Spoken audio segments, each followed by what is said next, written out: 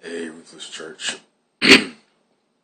As I make this video, my daughter is in the next room sleeping in a 4-year-old onesie.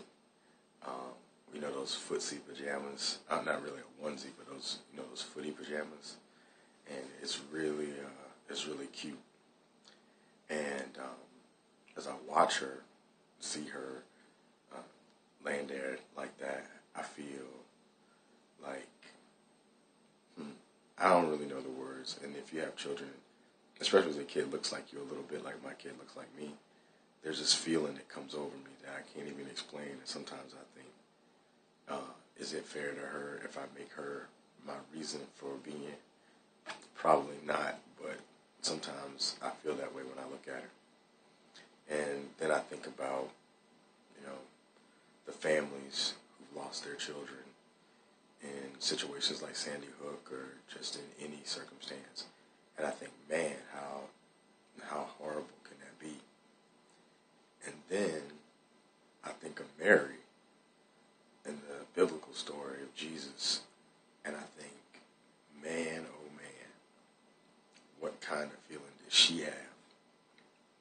And I think about, the story that we've been told of Jesus being promised to her and the circumstances that they say that she had him under, looking like she was an adulterer or something of that nature, and then bearing him, having to do the travel and that they had to do, the place that he had to be born, and then the life that he had to live, and the good that he had done in the world, but then the way that he was treated as a result.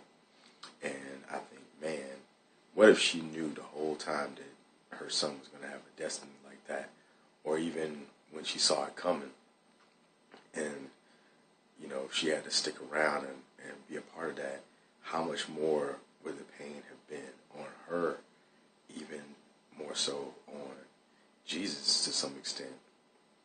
And I think about, I'm not Catholic, but I do know that Catholics tend to focus a lot on Mary, and I was raised to believe that there was something wrong with that. And but the more I live a human life, the more I experience my relationship with my own child, I think about how that parental relationship is just the bond of it. And when you look at the story of Jesus, it's impossible to separate it from the story of Mary. And even though there may be things that might be apocryphal or different things that we might not accept in the Protestant faiths, Christian faiths, when you look at the idea of Mary being a young mother with a child, and that, just loving that child and being there for that child, and then to watch that child suffer the way that Jesus suffered. If you put yourself in the place of Mary, it can be pretty, I don't know. I just think that if you do it, you'll feel something. And I think that needs to be honored, and it isn't honored enough. That's the facts. And recently, at the church where I work, there was a sermon about Mary and for Advent. And, when I heard it, it really affected me because I thought about it. Obviously it affected a lot of people in light of what happened at Sandy Hook. But it really gave a perspective that I hope never goes away, of a mother's love, of a parent's love, and then the hope that that somehow, some way, we as humans can come to a point where there doesn't have to be any more of this.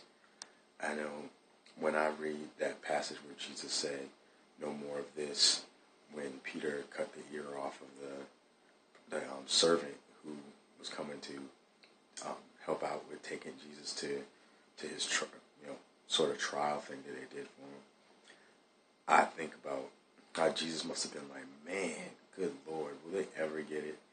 And then he's just like, no more of this. And he healed the guy and was just like, I'm going to surrender to this because we lost our way. We lose our way because of revenge, because of pain, because of, all the things that we do to each other. And then a lot of times the innocent ones are the ones that have to pay because of our ignorance. And this is the case with Jesus, and I think it's the case with this other situation. Now, I'm not talking about ignorance in the sense of theological differences and all this other stuff, because I'm not of that opinion in any way. I just mean the ignorance of how we treat each other, despite our differences in religion, our differences in race, our differences in culture, our differences in economic status. There's so many things that we use to divide us instead of looking for things that can unite us or remind us of the fact that we all are already united, because we're all part of this human situation. We all have feelings, we all have pains, we all have discomfort, and we all have hopes and all sorts of things. That's just a part of being here. And when I hear Jesus saying, no more of this, I think he's saying, no more of this suffering that we inflict upon each other. No more of this putting our aggression and our fears out and attacking other people with them. I mean, I know it's not an easy road, and I know that it's a natural human tendency, and that's why I follow Christ, because he doesn't follow what appears to be the natural human tendency. And I don't make the excuse that he was like born of the Holy Spirit or anything like that, because there's parts of the story that I myself don't understand. But I do believe, because I know that through the belief, I'm able to encounter possibilities, and the possibility that I live for is this, that I can be a person that doesn't contribute to the madness. And that hopefully somehow I can be a person that contributes to a healing, at best.